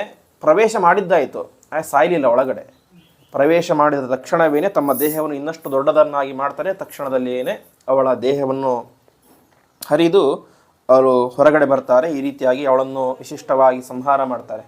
ಹೀಗೆ ರಾಮದೇವರು ಯಾವ ರೀತಿಯಾಗಿ ದುಷ್ಟಸ್ತ್ರೀಯನ್ನು ಸಂಹಾರ ಮಾಡಬಹುದು ಅಂತ ತೋರಿಸಿಕೊಟ್ಟಿದ್ದರೋ ಅದೇ ರೀತಿ ಇಲ್ಲೂ ಕೂಡ ಸಿಂಹಿಕೆ ಒಬ್ಬ ಹೆಣ್ಣಾಗಿದ್ದರೂ ಕೂಡ ಅವಳು ಮಹಾ ದುಷ್ಟ ಹೆಂಗಸು. ಸಮುದ್ರದಲ್ಲಿ ಒಂದೇ ಒಂದು ಜಲಚರ ಪ್ರಾಣಿಯನ್ನು ಕೂಡ ಉಳಿಸಿರಲಿಲ್ಲ. ದೊಡ್ಡ ದೊಡ್ಡ ತಿಮಿಂಗಲ ಎಲ್ಲವನ್ನು ಕೂಡ ತಿಂದು ಹಾಕಿಬಿಟ್ಟಿದ್ಲು.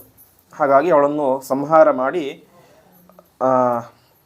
ಹನುಮಂತ ದೇವರು ಹೊರಗಡೆ ಬರ್ತಾರೆ. ಹೀಗೆ ಹೊರಗಡೆ ಬಂದು ಮುಂದೆ ಲಂಕೆಯನ್ನು ಪ್ರವೇಶ ಮಾಡ್ತಾರೆ.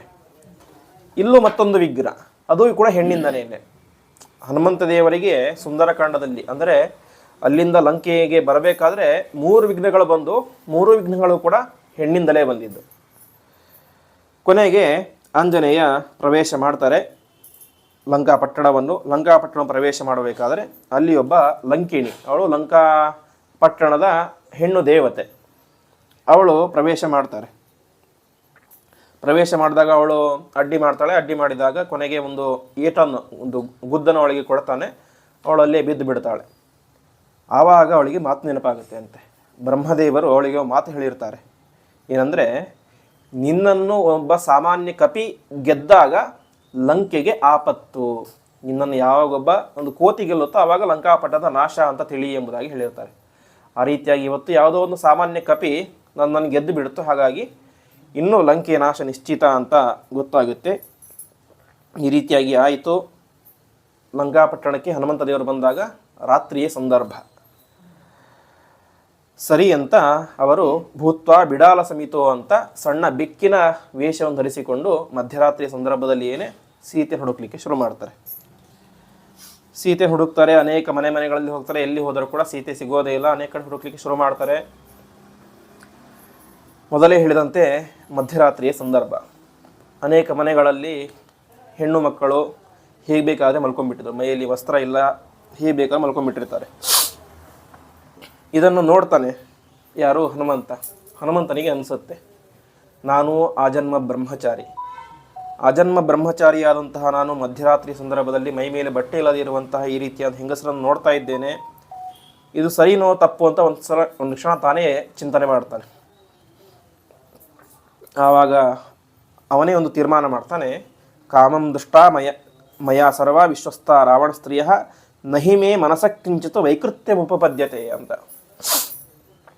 ಅವನು ತೀರ್ಮಾನ ಮಾಡ್ತಾನೆ. ಇದ್ಯಾವುದು ಕೂಡ ತಪ್ಪಲ್ಲ. ಯಾಕೆ ತಪ್ಪಲ್ಲ? ತಾನೇ ಖಂಡಿತ ಎದುರುಗಡೆ ನೋಡ್ತಾ ಇದ್ದಾನಲ್ವ ಅಂತ ಹೇಳಿ ಅದಕ್ಕೆ ಹನುಮಂತ ಹೇಳ್ತಾನೆ, ಇಷ್ಟೆಲ್ಲ ರಾವಣನ ಈ ಸ್ತ್ರೀಯರನ್ನು ನಾನು ಅರೆಬೆತ್ತಲೆ ವೇಷದಲ್ಲಿ ನೋಡ್ತಾ ಇದ್ದರೂ ಕೂಡ ನನ್ನ ಮನಸ್ಸಿನಲ್ಲಿ ಕಿಂಚಿತ್ತೂ ವಿಕಾರ ಆಗಿಲ್ಲ, ಕಿಂಚಿತ್ತೂ ಆಸೆ ಬಂದಿಲ್ಲ. ಅದಕ್ಕಿಂತ ಪ್ರಧಾನವಾಗಿ ನನ್ನ ಬಾಯಿಯಲ್ಲಿ ನಿರಂತರವಾಗಿ ಬರ್ತಾ ಇದ್ದಂತಹ ರಾಮನಾಮ ಜಪ ಎಂಬುದು ಒಂದು ಕ್ಷಣವೂ ನಿಂತಿಲ್ಲ ಅಂತ ಆದರೆ ನಾನು ಪರಿಶುದ್ಧವಾಗಿದ್ದೇನೆ, ನನ್ನ ಮನಸ್ಸು ಪರಿಶುದ್ಧವಾಗಿದೆ ಎಂದು ತೀರ್ಮಾನ ಮಾಡ್ತಾನೆ. ಹಾಗಾಗಿ ಇಷ್ಟೆಲ್ಲ ಸ್ತ್ರೀಯರನ್ನು ಕಂಡರೂ ಕೂಡ ಆ ಮನಸ್ಸು ಕಿಂಚಿತ್ತೂ ವಿಕಾರ ಆಗಲಿಲ್ಲಂತೆ. ಹಾಗಾಗಿ ನಾನು ತಪ್ಪು ಮಾಡಿಲ್ಲ, ನಾನು ಅಪರಾಧಿಯಲ್ಲ ಅಂತ ತೀರ್ಮಾನವನ್ನು ಮಾಡಿ ಮತ್ತೆ ಮುಂದೆ ಹುಡುಕ್ಲಿಕ್ಕೆ ಶುರು ಮಾಡ್ತಾನೆ. ಹೀಗೆ ಅನೇಕ ಕಡೆ ಹುಡುಕ್ತಾನೆ, ರಾವಣನ ಅರಮನೆಯಲ್ಲಿ ಹುಡುಕ್ತಾನೆ, ಎಷ್ಟು ಹುಡುಕಿದರೂ ಕೂಡ ಸಿಗೋದೇ ಇಲ್ಲ. ಕೊನೆಗೆ ಒಂದು ತೀರ್ಮಾನ ಮಾಡ್ತಾನೆ, ಸೀತೆ ಈ ಒಂದು ಲಂಕಾಪಟ್ಟಣದಲ್ಲಿ ಇಲ್ಲ. ಹಾಗಂತ ವಾಪಸ್ ಹೋಗ್ಲಿಕ್ಕೆ ಅಂದ್ಕೊಳ್ತಾನೆ.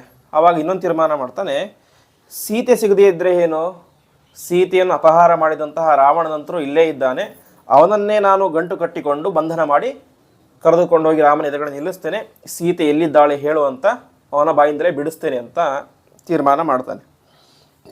ಇಷ್ಟು ತೀರ್ಮಾನ ಮಾಡಿ ರಾವಣನ ಅರಮನೆಗೆ ಹೋಗ್ತಾ ಇರ್ತಾನೆ. ಅವನಿಗೆ ಇನ್ನೊಂದು ನೆನಪಾಗುತ್ತೆ, ಅಶೋಕವನ ಅಂತ ಒಂದು ಸುಂದರ ವನ ಇದೆ ಅಂತೆ, ಅದನ್ನೊಂದನ್ನು ಬಿಟ್ಟಿದ್ದೇನೆ, ಅಲ್ಲಿ ಹೋಗಿ ಹುಡುಕೋಣ ಅಂತ ನೇರವಾಗಿ ಅಲ್ಲಿ ಹೋಗ್ತಾನೆ.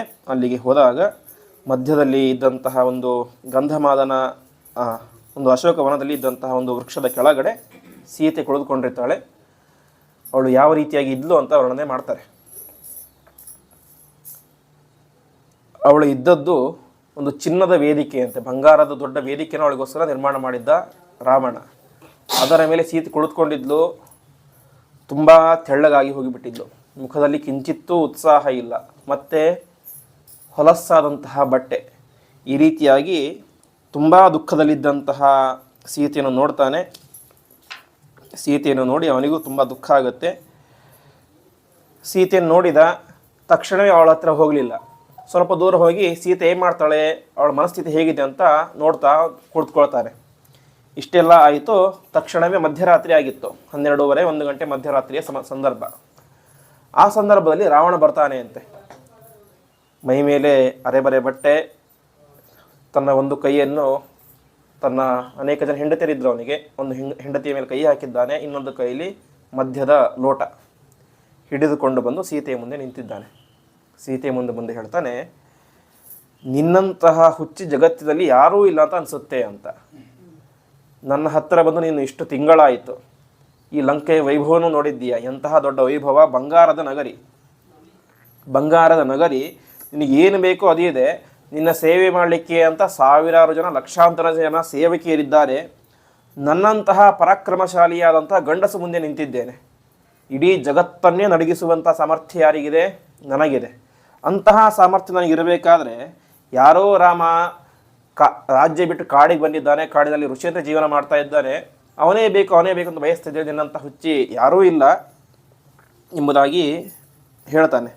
ಮುಂದೆ ಇನ್ನೊಂದು ಮಾತು ಹೇಳ್ತಾನೆ, ಸೀತೆ ಗಮನಿಸು, ನೀನು ಇನ್ನೂ ಚಿಕ್ಕವಳು, ನಿನಗಿನ್ನೂ ಬುದ್ಧಿ ಎಷ್ಟು ಬಂದಿಲ್ಲ. ಯಾವತ್ತೂ ಕೂಡ ಜಗತ್ತಿನಲ್ಲಿ ಕಳೆದು ಹೋದಂತಹ ಸಮಯ ವಾಪಸ್ ಬರೋದಿಲ್ಲ. ಅದೇ ರೀತಿಯಾಗಿ ಕಳೆದು ಹೋದಂತಹ ಯೌವನ ಕೂಡ ವಾಪಸ್ ಬರೋದಿಲ್ಲ. ನಿನಗೆ ಈಗ ಒಳ್ಳೆಯ ಯೌವನ ಇದೆ, ನೀ ಇಡೀ ಈ ಯೌವನವನ್ನು ರಾಮನನ್ನು ನೆನೆಸ್ಕೊಳ್ತಾ ಕಳೆದು ಬಿಟ್ಟರೆ ನಿನ್ನ ಯೌವನ ಪೂರ್ತಿ ರಾಮನ ಸ್ಮರಣೆಯಲ್ಲೇ ಕಳೆದು ಹೋಗಿಬಿಡುತ್ತೆ. ಹಾಗಾಗಿ ನಿನ್ನ ಈ ಯೌವನ ನಿನಗೆ ಫಲವನ್ನು ಕೊಡಬೇಕು ಅಂತ ನನ್ನನ್ನು ಮದುವೆಯಾಗೋ, ಬೇಕಾದಷ್ಟು ಸಂಪತ್ತಿದೆ, ನನಗೂ ದೇಹದಲ್ಲಿ ಬೇಕಾದಷ್ಟು ಸಾಮರ್ಥ್ಯ ಇದೆ, ಇಬ್ಬರೂ ಕೂಡ ನೀನು ನನ್ನನ್ನು ಮದುವೆಯಾದೆ ಅಂತಾದರೆ ನಾಳೆಯಿಂದ ಲಂಕಾಪಟ್ಟಣದ ಮಹಾರಾಣಿ ಮಂಡೋದರಿ ಅಲ್ಲ, ಸೀತಾದೇವಿ. ಇಷ್ಟು ರಾವಣ ಈ ರೀತಿಯಂಥ ಕೆಟ್ಟ ಮಾತುಗಳನ್ನು ಸೀತಾ ಮಾತಿಗೆ ಆಡ್ತಾನೆ.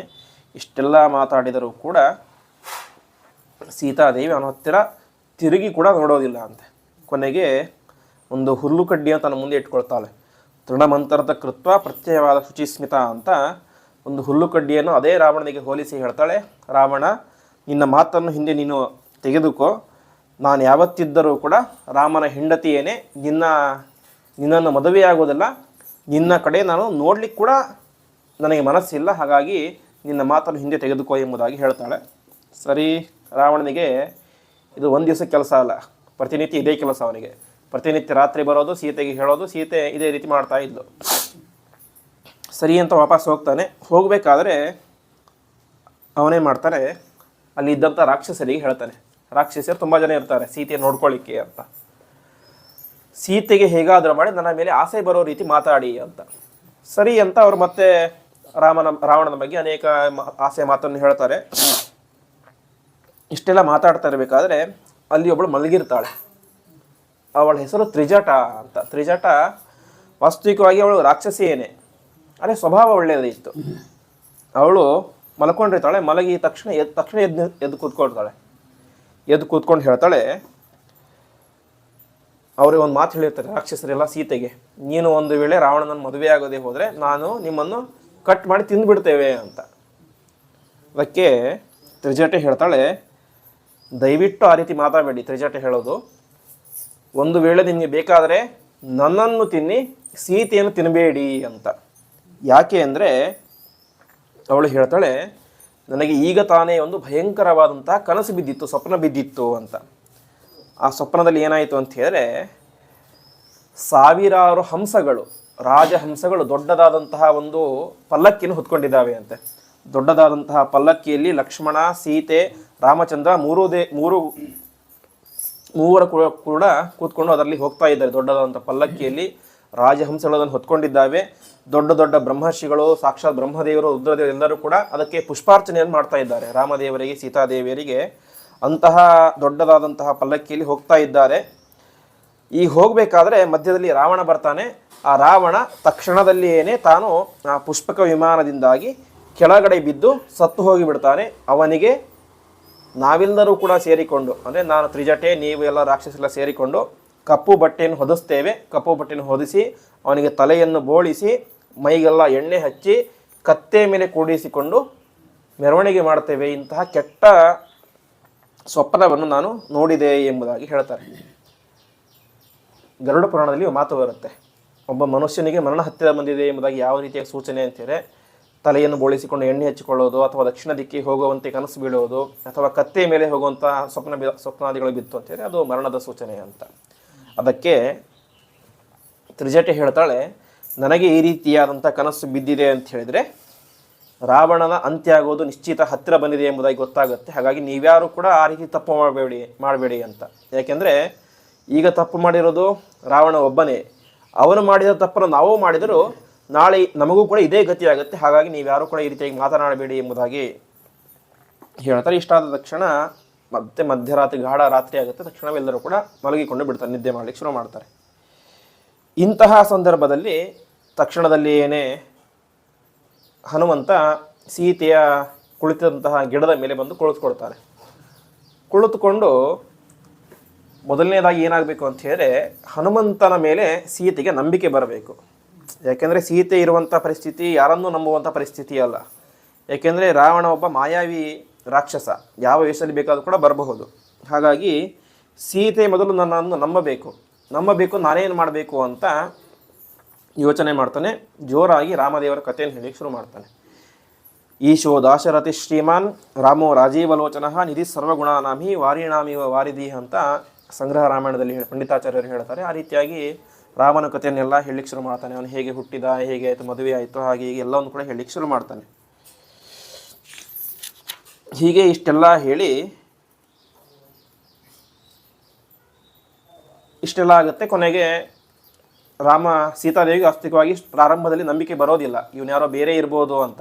ಕೊನೆಗೆ ನಂಬುತ್ತಾಳೆ. ಕೊನೆಗೆ ನಂಬಿ ಎಲ್ಲ ಪರಸ್ಪರ ಮಾತನಾಡೋದೆಲ್ಲ ಮಾತಾಡ್ತಾರೆ. ಕೊನೆಗೆ ರಾಮದೇವರು ಕೊಟ್ಟಂತಹ ಉಂಗುರವನ್ನು ಸೀತಾದೇವಿ ಕೊಡ್ತಾನೆ. ಸೀತಾದೇವಿ ಕೊಟ್ಟಂತಹ ಚೂಡಾಮಣಿಯನ್ನು ರಾಮನಿಗೆ ಕೊಡಬೇಕು ಅಂತ ತಾನು ಸ್ವೀಕಾರ ಮಾಡ್ತಾನೆ. ಹೀಗೆ ಸ್ವೀಕಾರ ಎಲ್ಲ ಮಾಡಿದ, ಅನೇಕ ಮಾತುಕತೆಗಳೆಲ್ಲ ಆಯಿತು.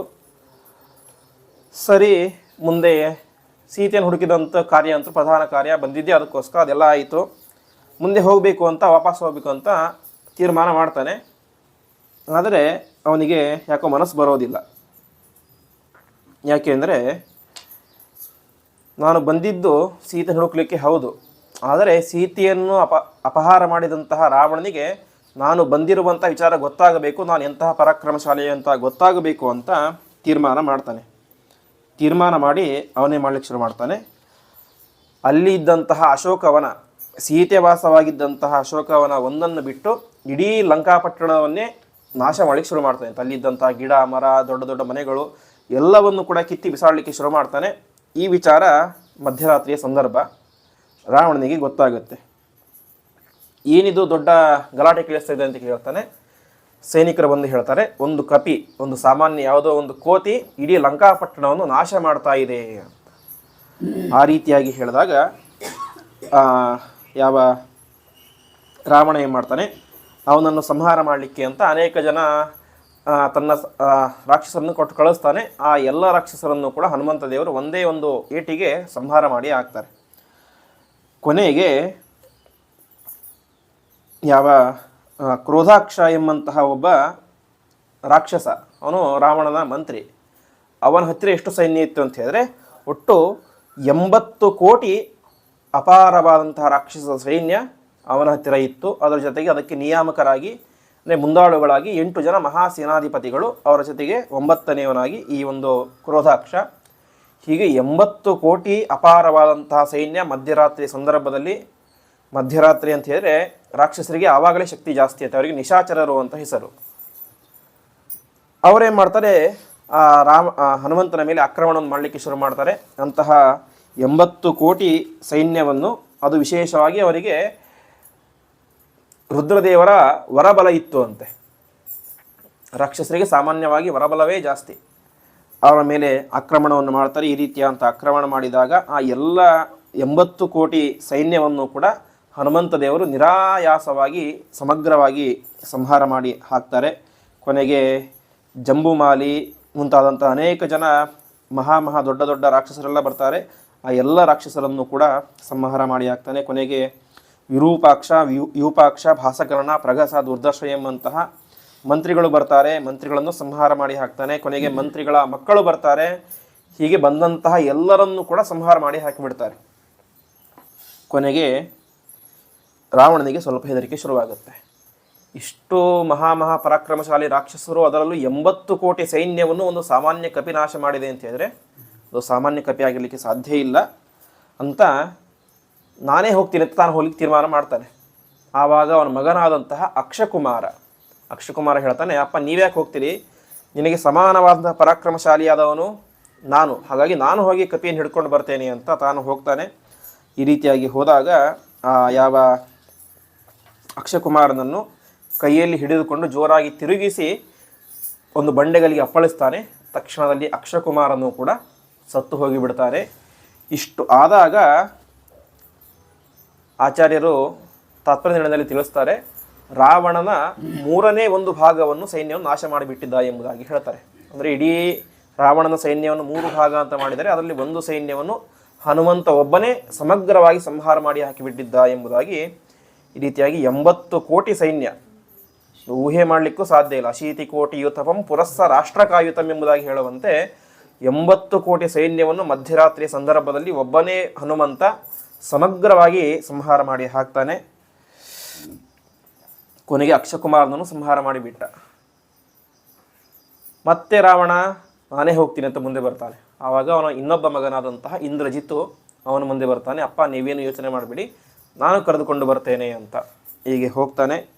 ಹೀಗೆ ಹೋಗಿ ಕೊನೆಗೆ ಅವನು ಅನೇಕ ಬಾಣಪ್ರಯೋಗವನ್ನು ಮಾಡ್ತಾನೆ. ಯಾವ ಬಾಣಪ್ರಯೋಗವೂ ಕೂಡ ಹನುಮಂತನ ಮೇಲೆ ಬಿದ್ದ ಪ್ರತಿಯೊಂದು ಬಾಣವು ತಾನೇ ಪುಡಿಯಾಗ್ತಾ ಇತ್ತು ಹೊರತು ಹನುಮಂತನಿಗೆ ಏನೂ ಮಾಡ್ತಾ ಇರಲಿಲ್ಲ.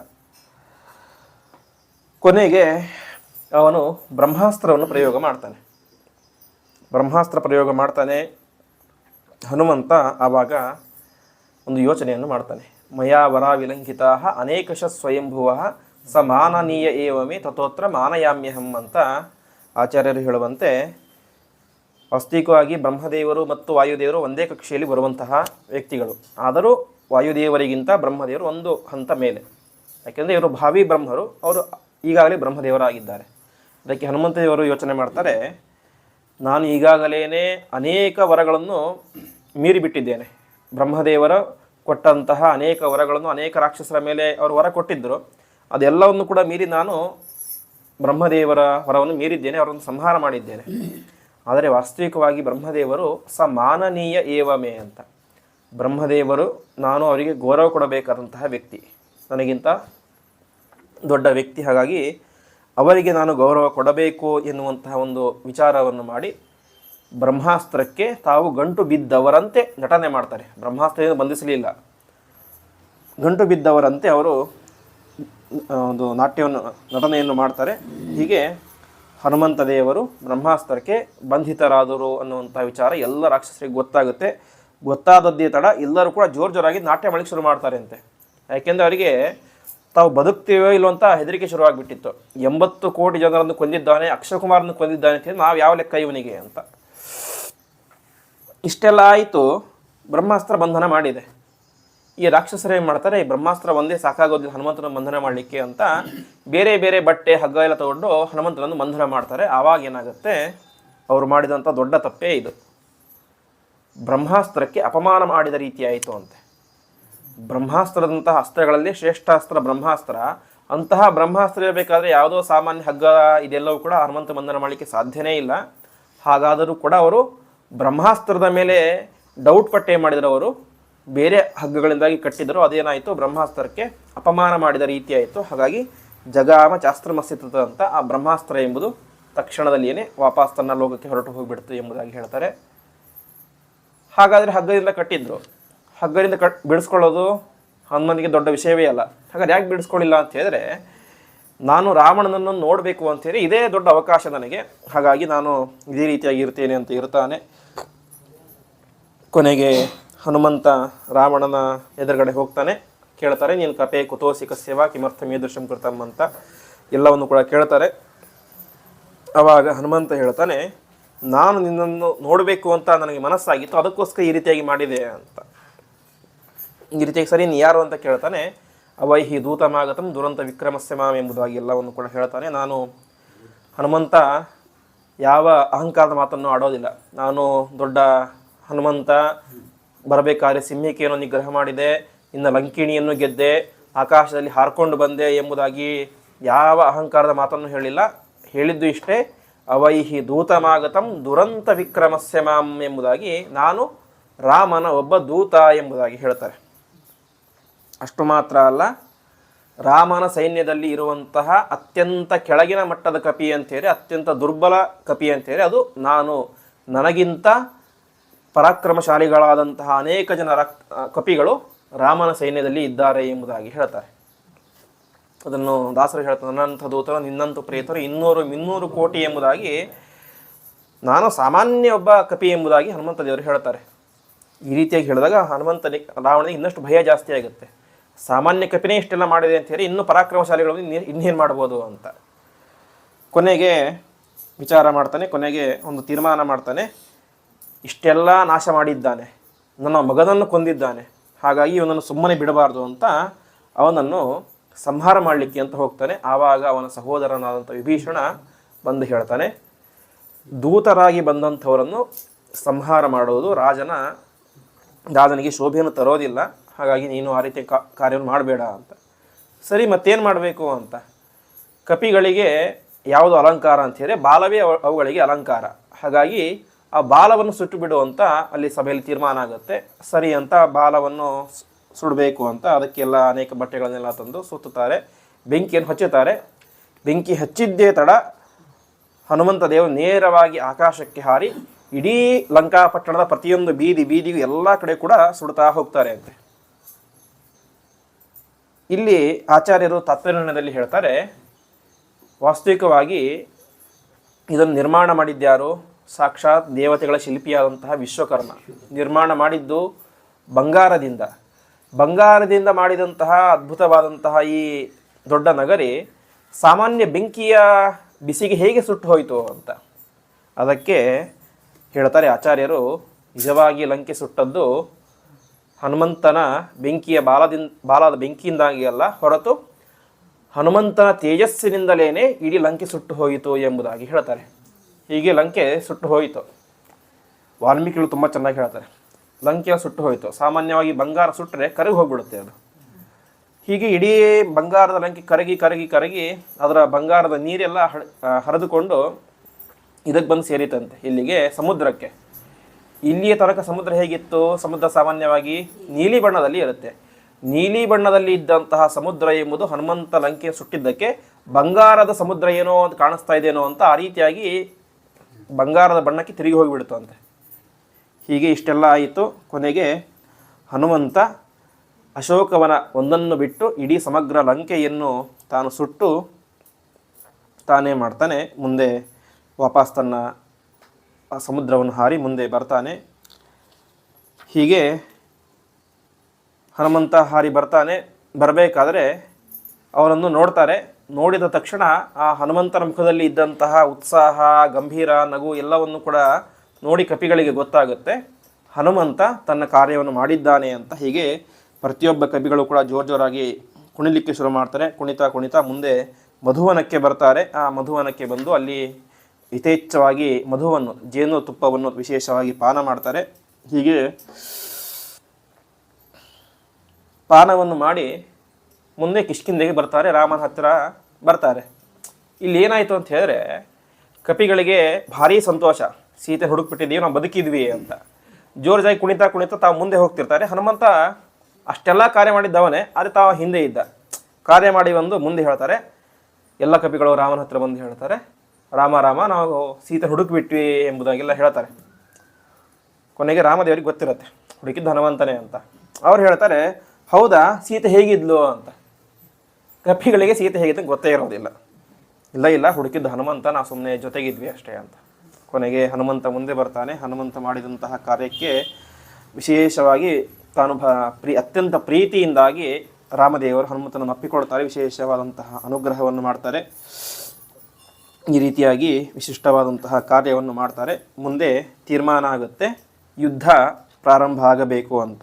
ಈ ರೀತಿಯಾಗಿ ಯುದ್ಧವನ್ನು ಮಾಡಬೇಕು ಅಂತ ಎಲ್ಲ ಕಪಿವೀರರು ಕೂಡ ಸೇರಿಕೊಂಡು ಯಾವ ಸಮುದ್ರದ ತೀರಕ್ಕೆ ಬರ್ತಾರೆ. ಸಮುದ್ರದ ತೀರಕ್ಕೆ ಬಂದಾಗ ಅಲ್ಲಿ ನೋಡ್ತಾರೆ 100 ಯೋಜನೆ ವಿಸ್ತೀರ್ಣವಾದಂತಹ ಸಮುದ್ರ.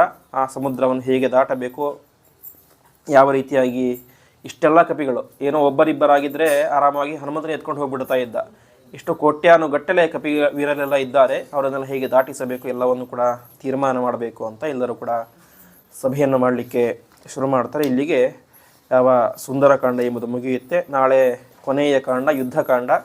ರೀತಿಯಾಗಿ ನಾಳೆಯ ಮಂಗಳದ ದಿನ ಯುದ್ಧಕಾಂಡ. ಅದೇ ರೀತಿಯಾಗಿ ವಿಶೇಷವಾಗಿ ಸ್ವಲ್ಪ ಹೊತ್ತು ವಾಯುದೇವರ, ಹನುಮಂತ ದೇವರ ಮಹಿಮೆಯನ್ನು ಶ್ರವಣ ಮಾಡುವುದರ ಮೂಲಕ ಹನುಮ ಜಯಂತಿಯ ದಿವಸ ಮಂಗಳ ಕಾರ್ಯವನ್ನು ನಾವೆಲ್ಲರೂ ಕೂಡ ನಡೆಸೋಣ ಎಂಬುದಾಗಿ ಹೇಳ್ತಾ ಇಂದಿನ ಈ ಒಂದು ಪ್ರವಚನವನ್ನು ಶ್ರೀಕೃಷ್ಣ ಅರ್ಪಣಮಸ್ತು. 11:30 ನಾಳೆ ಒಂದು 15-20 ನಿಮಿಷ ಜಾಸ್ತಿ ಆಗ್ಬೋದು.